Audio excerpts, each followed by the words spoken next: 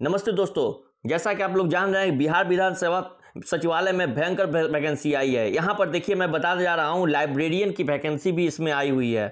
तो यहाँ पर देखिए पुस्तकालय परिचारी जस्ट लाइक कोई लाइब्रेरी नहीं है। और बाकी इसके अलावा कार्यालय परिचारी दरबान, कार्यालय परिचारी माली, कार्यालय परिचारी सफाई कर्मी मतलब और कार्यालय परिचारी फरास, ये सब जो 4th ग्रेड का भी साथ में वैकेंसी निकला है। ठीक है, तो ये जस्ट अभी आया है दोस्तों बिहार विधानसभा के जो वेबसाइट पे, इस पर आप डिटेल देख सकते हैं, जिसको मैं अभी डिटेल्स आपको बताऊंगा। अभी यहाँ पर देखिए ये रजिस्ट्रेशन जो है 29 तारीख से स्टार्ट है। 29 तारीख ऑनलाइन आवेदन की अंतिम तिथि आपको 15 फरवरी रखी गई है और परीक्षा शुल्क भुगतान करने की अंतिम तिथि 17 फरवरी है। तो आप देखिए यहाँ पर क्या क्या टोटल इन्फॉर्मेशन आपको इस वेबसाइट पे आपको मिल जाएगा www.vidhansabha.bihar.nic.in। जैसा कि लोग लाइब्रेरियन करके भी बहुत लोग वेट कर रहे थे, तो उसका भी वैकेंसी इसमें दिया है। तो मैं टोटल डिटेल आपको बता दे रहा हूँ, वीडियो पे बने रहिए। वीडियो पे अगर नए हैं तो लाइक शेयर सब्सक्राइब जरूर कर दीजिएगा। देखिए यहाँ पर देखिए क्या दे रहा है, 4/2024 विज्ञापन के तहत ये आया है। बिहार विधानसभा सचिवालय पुस्तकालय परिचारी, कार्यालय परिचारी दरबान, कार्यालय परिचारी माली, कार्यालय परिचारी सफाई कर्मी, कार्यालय परिचारी फरार, ये 4 पद जो हैं ये पुस्तकालय परिचारी के अलावा ये साथ में निकले हैं। चूंकि ये चारों को इसलिए एक साथ पाँचों जो हैं पाँचों को एक साथ किया गया क्योंकि सबका वेतनमान सेम ही रखा गया है। वेतनमान आपको 18,000 से 56,900 मिलेगा और आपको बाकी जो है नियमानुसार सरकारी भत्ते जो है नियमानुसार आपको मिलेंगे। तो ऑनलाइन आवेदन तिथि 29 से स्टार्ट हो गई है, जो 15 दिन तक रहेगा। आपको उसको फॉर्म भर देना है और बाकी डिटेल यहाँ मैं बता रहा हूँ कि आखिर परीक्षा होगी कैसे इसकी। तो उपयुक्त विज्ञापन के अंतर्गत ऑनलाइन आवेदन के से संबंधित आवश्यक निर्देश विज्ञापन में दिए गए हैं और उपयुक्त पदों के लिए आयोजित होने वाले परीक्षा साक्षात्कार जो भी है परीक्षा होगा कि इंटरव्यू के बेस पे होगा, वो सब कुछ बताया जा रहा है। ठीक है, तो यहाँ देखिए वीडियो बने रहिए। यहाँ पर देखिए बता रहा है क्या कि पुस्तकालय परिचारी का मात्र एक ही सीट है। ध्यान दीजिएगा, बहुत ध्यान से सुनिएगा, मात्र एक ही सीट है। सरकार पता नहीं ये क्या कर रही है, तो मैं भी नहीं समझ पा रहा हूँ। यह वो भी सीट है आपके अत्यंत पिछड़ा वर्ग के लिए। ठीक है, EBC के लिए दिया, OBC OBC के लिए भी नहीं है। कार्यालय परिचारी दरबान है, उसका सीट आपको 2 दिया हुआ है। कार्यालय परिचारी माली है, उसका सीट आपको 1 है। कार्यालय परिचारी सफाई कर्मी का सीट थोड़ा सा ज़्यादा है, 6 है। ठीक है, और कार्यालय परिचारी फरास उसका सीट 4 है। यानी कुल मिलाकर आपको 14 सीट हैं। इस पे ही आपको फाइट करनी है। चलिए बाकी आगे देख लेते हैं। बाकी तो बोल दिया है कि विज्ञापित पदों की संख्या घट या बढ़ सकती है, तो भाई देखना है आगे क्या करते हैं लोग। अभ्यर्थी का भारतीय नागरिक होना अनिवार्य, तो पता ही है। ऑनलाइन आवेदन करने की अंतिम तिथि अभ्यर्थी को राज्य सरकार केंद्र सरकार द्वारा मान्यता प्राप्त बोर्ड से मैट्रिक, हाँ इसमें आपको इंटर करना जरूरी नहीं है, मैट्रिक पास भी इसमें भर सकते हैं क्योंकि इसमें 4th ग्रेड भी इंक्लूड है। तो मैट्रिक या उससे समकक्ष जो भी है वो आपको इसको फिल कर सकते हैं। आरक्षण आपको मिलेगा, अगर आप बिहार के स्थायी निवासी हैं तो आपको आरक्षण मिलेगा। आपको आरक्षण कोटा के लिए आपको दावा करने के लिए उसके प्रॉपर सर्टिफिकेट आपके पास होने चाहिए, अभी सब करेंट के होने चाहिए। देखिए यहाँ टोटल चीज़ दिया हुआ है। जाति प्रमाण पत्र होना चाहिए, अविवाहित हैं तो पिता के स्थायी निर्गत प्रमाण पत्र होना चाहिए, सब कुछ दिया है। स्थायी निवासी डोमिसाइल होना चाहिए आपको, अगर इसका आरक्षण का लाभ उठाना है तो। क्रीमी लेयर नॉन क्रीमी पता ही है आपको। OBC आपको बनवाना होगा, अगर OBC में दे रहे हैं तो। देखिए क्या लिखा हुआ है, क्रीमी लेयर रहित प्रमाण पत्र अविवाहित विवाहित महिला अभ्यर्थियों के लिए अपने पिता के स्थायी पता से निर्गत प्रमाण पत्र होना चाहिए। ध्यान दीजिए कि नया चीज़ इंक्लूड किया है दोस्तों। जो भी विवाहित अविवाहित महिला हैं अभ्यर्थी, वो अपने पिता के स्थायी पता से निर्गत प्रमाण पत्र होना चाहिए। यानी कि यहाँ पर आप ससुराल में आई हैं, ससुराल में बना लीजिए तो नहीं चलेगा दोस्तों, ध्यान दीजिएगा, बहुत बड़ी बात है।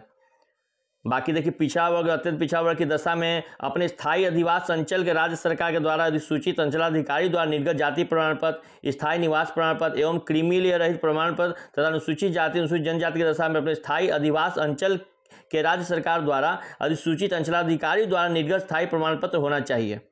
ठीक है, सब कुछ क्लियर कर दिया। मैं बता दूं करंट का भी होना चाहिए 1 साल से पहले, यानी कि 1 साल के बाद का है तो नहीं चलेगा, क्योंकि इसमें बोलता नहीं है लेकिन बाद में आपको प्रॉब्लम करेगा।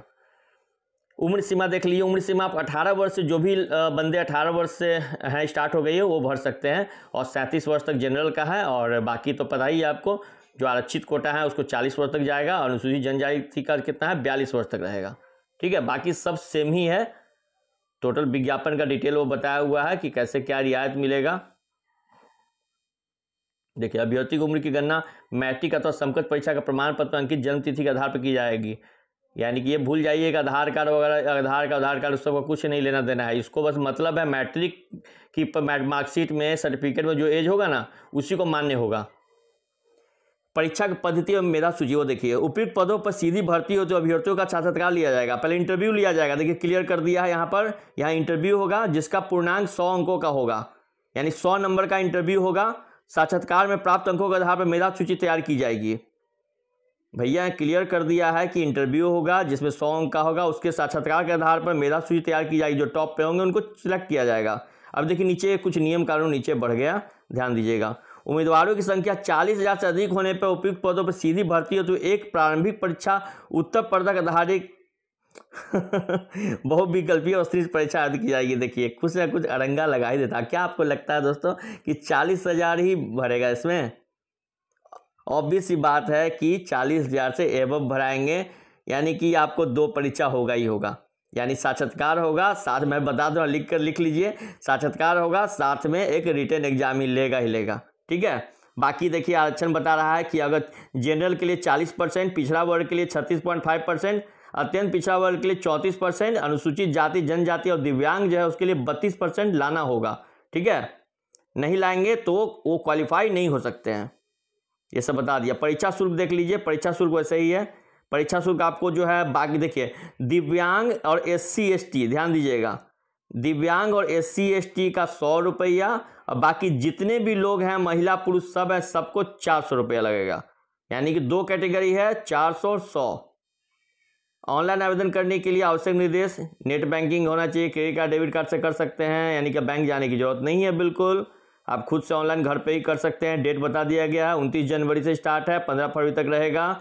परीक्षा शुल्क जमा करने की तिथि 17 फरवरी तक है। ठीक है, देखिए क्लियर बोल दिया। Email ID, mobile number, user name, password जो भी आप दे रहे हैं वो कहीं नोट करके रख लेंगे, क्योंकि बहुत ही लोगों को प्रॉब्लम होती है बाद में जब एग्जाम का डेट आता है, उस समय ये सब नहीं मिलता है तो बहुत समस्या आती है। ठीक है, तो ये सब ध्यान दीजिएगा। डायरेक्ट यहाँ बोला जा रहा, अभ्यर्थी अपना शैक्षणिक योग्यता तथा आरक्षण संबंधी प्रमाण पत्र हाल का अपना एक फोटोग्राफ और हस्ताक्षर स्कैन कर ऑनलाइन आवेदन में निर्धारित स्थान पर अपलोड करेंगे। मतलब कि ऑनलाइन आपको स्कैन करना होगा डॉक्यूमेंट और आपका सिग्नेचर और फोटो। ठीक है, इमेज आपको सुस्पष्ट होना चाहिए, इसमें सब साफ होना चाहिए दोस्तों। ठीक है, टोटल चीज बता रहा है कहाँ आपका ऑनलाइन कैसे करना है, टोटल डिटेल आपको यहाँ पर देखिए, यहाँ पर स्क्रीन पर नजर आ रहा होगा, पॉज करके आप देख सकते हैं। मैं धीरे धीरे इसको आगे बढ़ा रहा हूँ। देखिए टोटल चीज बता रहा है, आप www.vidansabha.bis.nic.in पे जाकर भी अप्लाई कर सकते हैं। टोटल डिटेल आपको यहाँ बताया जा रहा है। ठीक है, फाइनली दोस्तों इस तरह से आप यहाँ के वेबसाइट पर जाइए और स्टेप बाय स्टेप मैंने बताया है। कोई भी समस्या हो तो आप कमेंट में आप पूछ सकते हैं। ठीक है, वीडियो आपको अच्छा लगे दोस्तों, वीडियो को आप लाइक, सब्सक्राइब और शेयर जरूर कीजिए दोस्तों। मैं ऐसे ही नए जो भी वैकेंसी आएंगी गवर्नमेंट रिलेटेड सबसे पहले मेरे चैनल पर आपको मिलेगा दोस्तों। चलिए, थैंक यू दोस्तों।